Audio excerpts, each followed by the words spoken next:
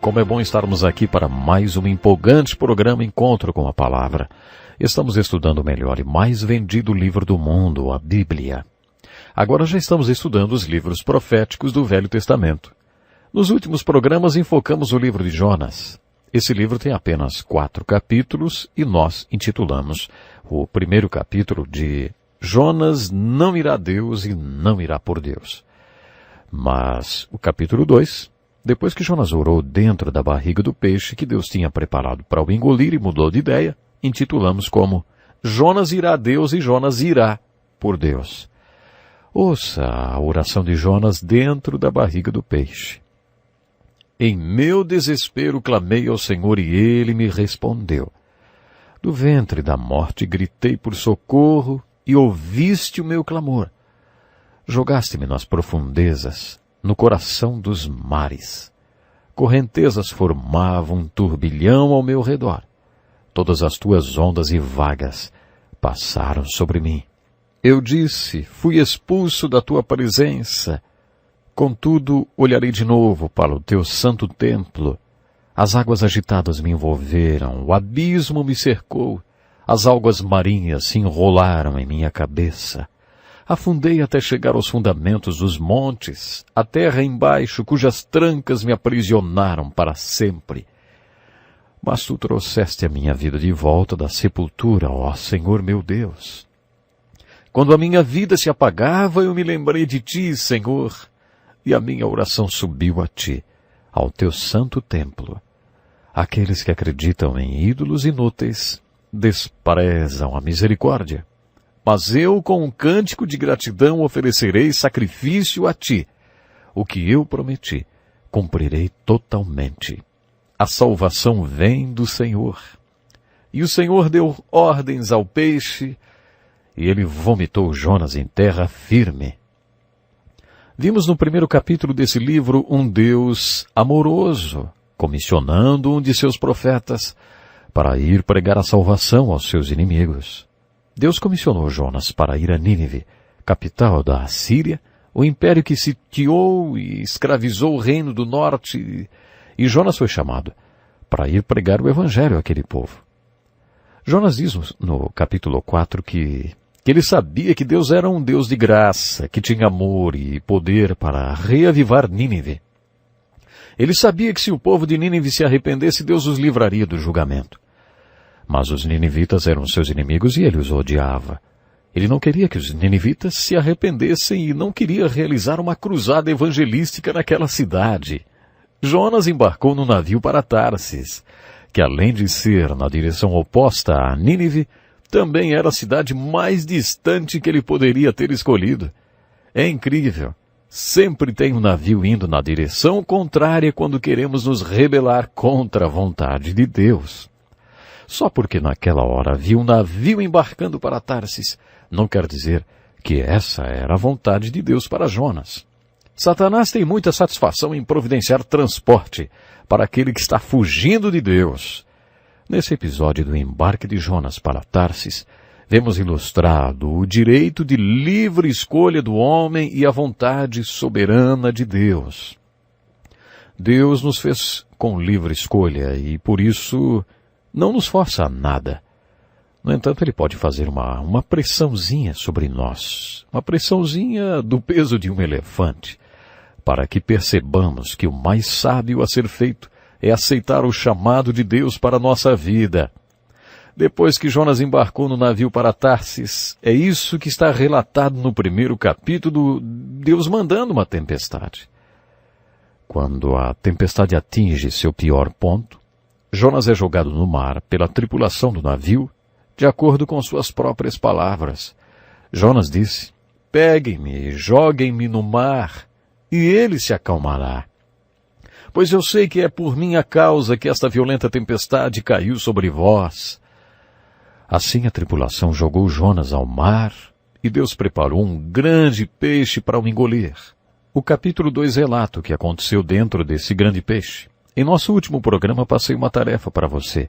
Enquanto estava dentro do peixe, Jonas citou textos das Escrituras. E os 9 primeiros versículos registram quais foram os pensamentos de Jonas dentro do grande peixe. O versículo 10 conta que Deus ordenou que o grande peixe vomitasse Jonas na praia. Nos 9 primeiros versículos, Jonas faz várias citações de textos bíblicos. Eu só conheço um outro acontecimento relatado nas Escrituras em que alguém cita tantos textos bíblicos como Jonas citou no capítulo 2 do seu livro. É o texto do Evangelho de Lucas, quando a Virgem Maria foi comissionada para ser a mãe do próprio Deus. Quando ela se dá conta do imenso milagre que acontecerá em seu corpo, ela explode numa adoração de 10 versículos citando textos bíblicos. Nesses versículos, Maria faz alusão ao Velho Testamento cerca de 23 vezes. Maria mostrou-se uma camponesa muito temente a Deus. Sua mente estava saturada com as Escrituras. O mesmo acontece com Jonas. Ele realmente conhecia a palavra de Deus. Fiz uma lista de todos os textos que Jonas citou enquanto orava dentro do grande peixe. Primeiro, Jó 15 e 13. Lamentações 3. 1 Samuel 30. Lamentações 3 outra vez. Jeremias 7 e 1 Reis 8. Além dessas citações, ainda há outro parágrafo em que ele faz citações de salmos. Ele faz alusão aos Salmos 130, 22 e 120. Os salmos eram o inário do povo de Deus. Com todos esses textos, vemos que uma das coisas que Jonas fez no ventre do peixe foi orar. Ele também fez votos a Deus.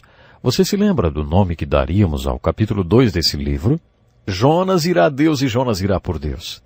Foram necessários 3 dias e 3 noites com uma pequena pressãozinha sobre Jonas para que ele finalmente mudasse a sua vontade.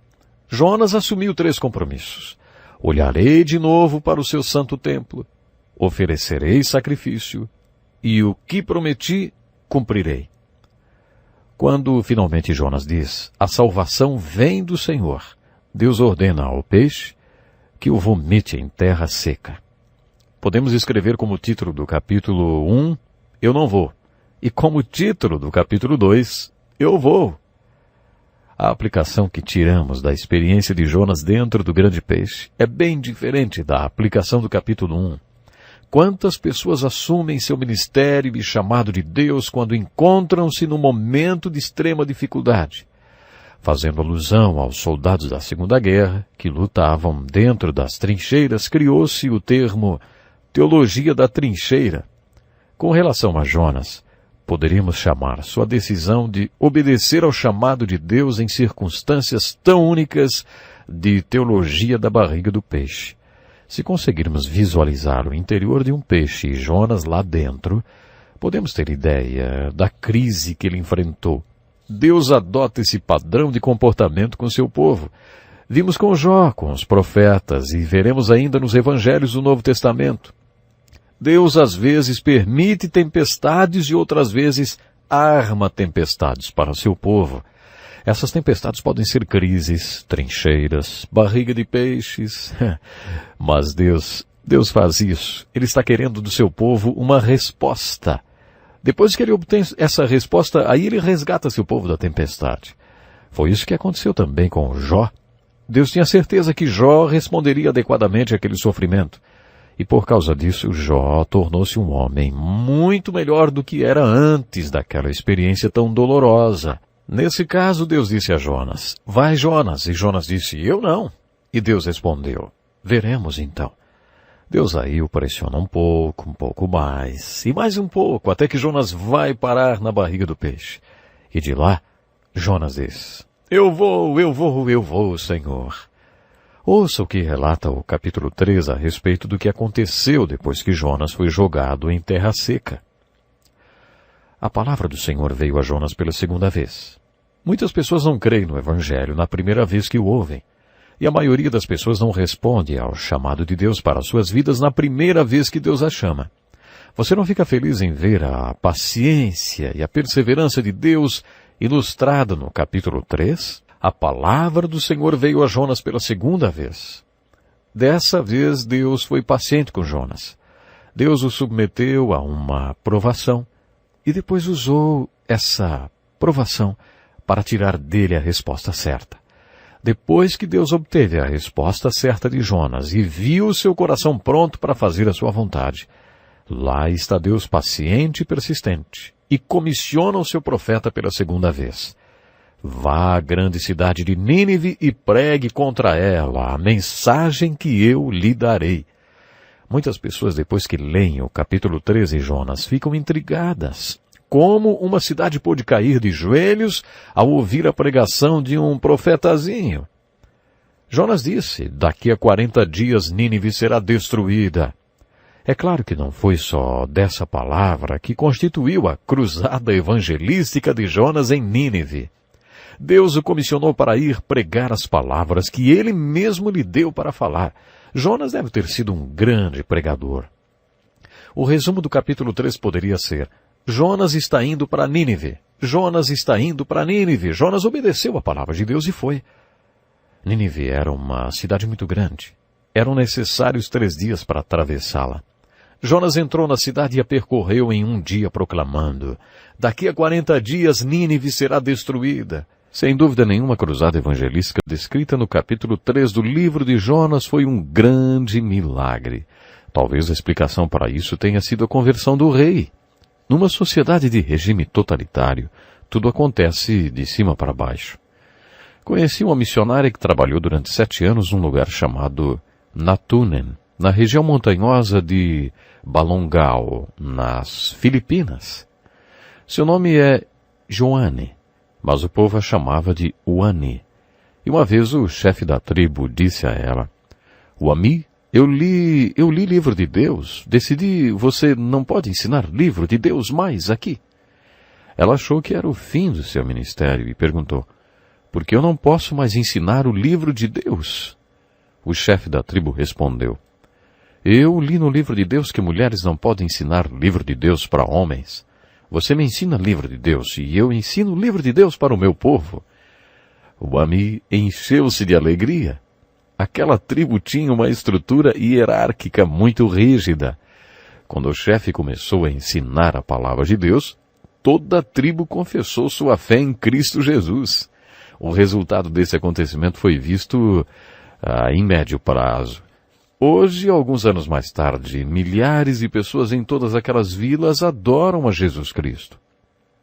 A conversão daquele chefe foi o início de uma grande obra de Deus naquela tribo. Talvez tenha sido isso que aconteceu em Nínive. O rei professou sua fé em Deus, o que resultou em 100% de aproveitamento daquela cruzada evangelística de Jonas. Esse milagre do capítulo 3 certamente é um dos acontecimentos mais importantes do livro de Jonas. Mas não é tudo.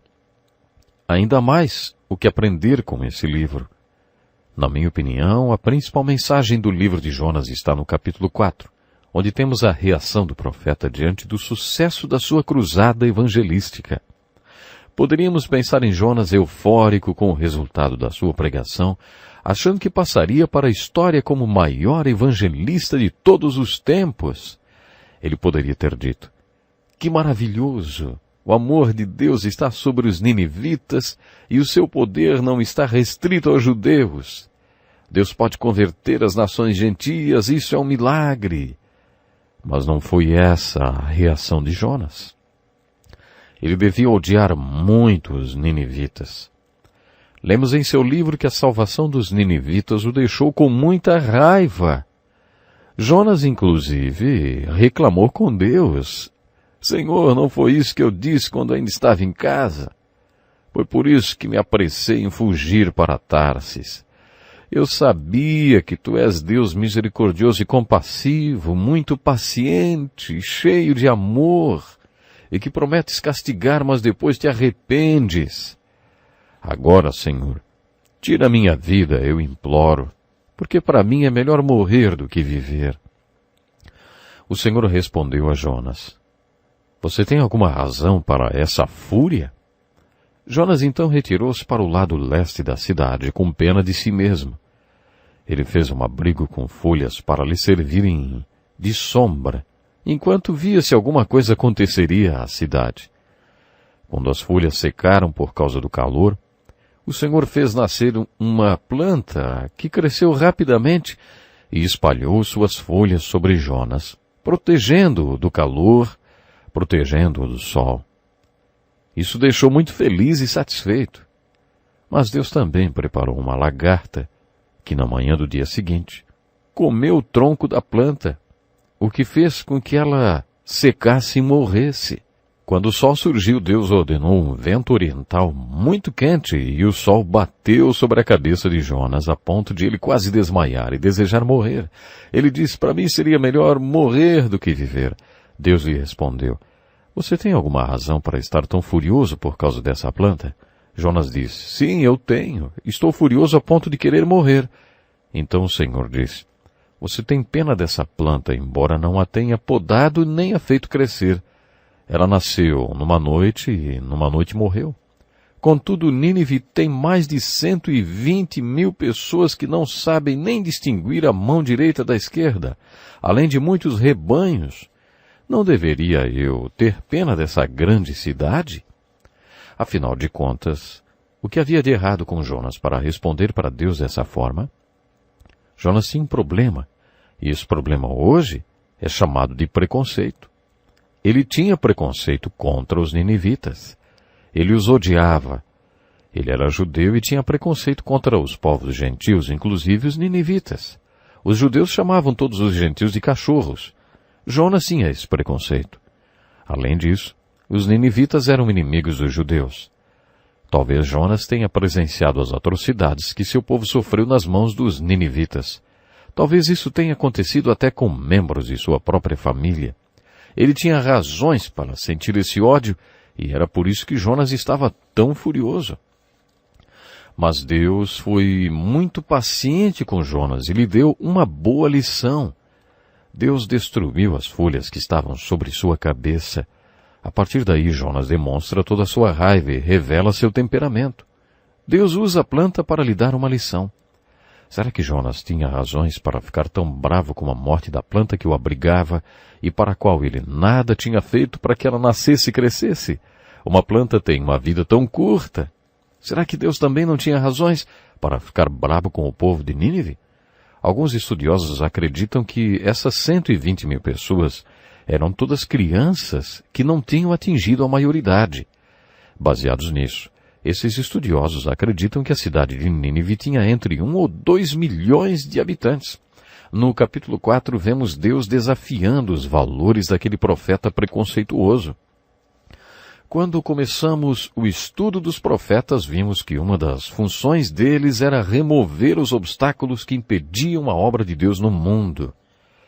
Quando essa obra era impedida por algum motivo, o profeta pregava contra aquele problema, até que ele fosse removido e a obra de Deus retomasse seu rumo outra vez. Você sabe identificar qual era esse obstáculo no livro de Jonas? É claro que o obstáculo era o preconceito do profeta e também do povo de Deus. Jonas não era o único preconceituoso em Israel. Todo o povo era. No livro de Jonas, Deus está dizendo que o preconceito deve ser removido para que Deus possa trabalhar através do seu povo de maneira como Ele quer. Mais uma vez a mensagem de Jonas, que coincide com a de todos os outros profetas, é: Deus ama o homem, Deus ama todo mundo. Deus ama o homem da raça negra, amarela, vermelha, branca. Deus ama o comunista, o nazista. Deus ama o japonês, o americano. Deus ama a todos.